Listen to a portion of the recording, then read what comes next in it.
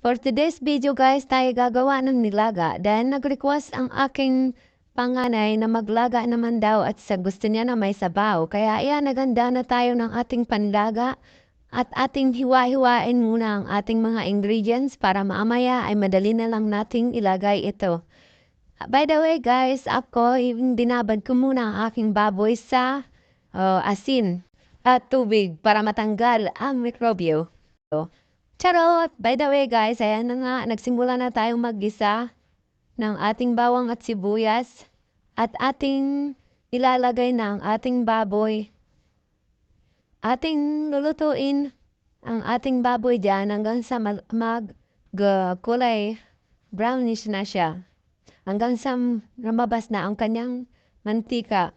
At pagkatapos niyan ay titimplahan na natin ng ating paminta. At maglalagay na rin ako ng konting asin dyan para may lasa na siya.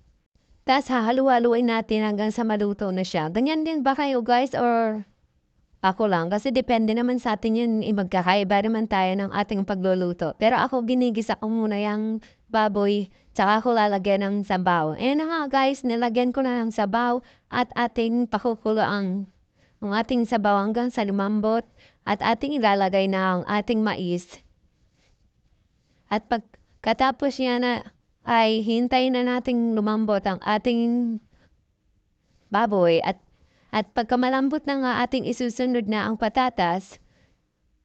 At by the way guys, i-adjust nyo na lang ang lasa niya depende sa inyo kung paano kayo magtimpla ng inyong niluluto.